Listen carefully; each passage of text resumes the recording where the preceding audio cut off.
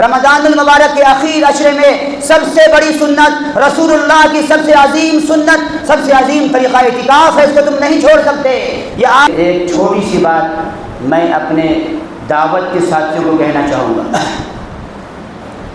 دعوت و تبلیغ کا مقصد نبی پاک حضرت محمد مصطفیٰ صلی اللہ علیہ وسلم کی سنت کو زندہ کرنے کے لیے، کس کے لیے ہے؟ حضور کے وہ سنتیں جو لوگوں نے چھوڑ دی تھی، اللہ نے تمہارے جیسے لوگوں کے ذریعے سے ان سنتوں کو زندہ کرایا۔ مثلا چھوٹی سی ایک بات، بازار میں جاتے ہوئے چوتھا کلمہ پڑھنا، اس سنت پر سوائے تبلیغی جماعت والوں کے علاوہ کسی نے عمل نہیں کیا۔ اب کرتے نہیں کرتے معلوم نہیں، لیکن اس کا چرچا تو ہوتا ہے، گلیوں سے گزرو تو تیسرا، یہ سب احادیث میں موجود ہے۔ یہ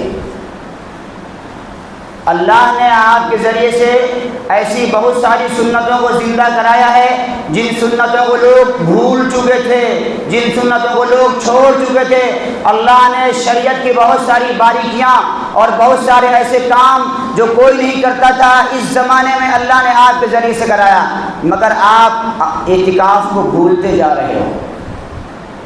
رمضان میں جیسے آپ 10 دن کے لیے جماعت میں نکلتے ہو، 3 دن کی جماعت نکلتے ہو، ارادہ کرو کہ اس مرتبہ 10 دن کے اعتکاف کی تشکیل کریں گے انشاءاللہ۔ یہ سنت کو کون زندہ کرے گا؟ اور یہ مت کہو کہ رمضان میں جو جماعت میں جانے سے بہت بڑا ثواب، ہاں بہت بڑا ثواب ہے، یقیناً ہے، لیکن یاد رکھو رمضان المبارک کے آخری عشرے میں سب سے بڑی سنت، رسول اللہ کی سب سے عظیم سنت، سب سے عظیم طریقہ اعتکاف ہے، اس کو تم نہیں چھوڑ سکتے۔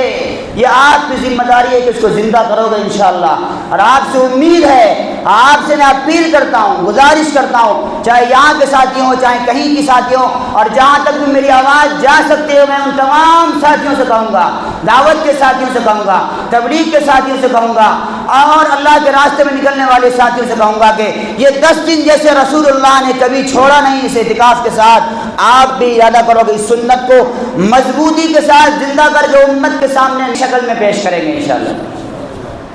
اس کے لیے بھی تشکیل ہونی چاہیے، اس کے لیے بھی محنت ہونی چاہیے، اس کے لیے بھی کوشش ہونی چاہیے، کریں گے انشاءاللہ۔ ماشاءاللہ سحری کھائے تھے، طاقت ہے تھوڑی، اللہ تعالیٰ ایسا ہی برقرار ہے۔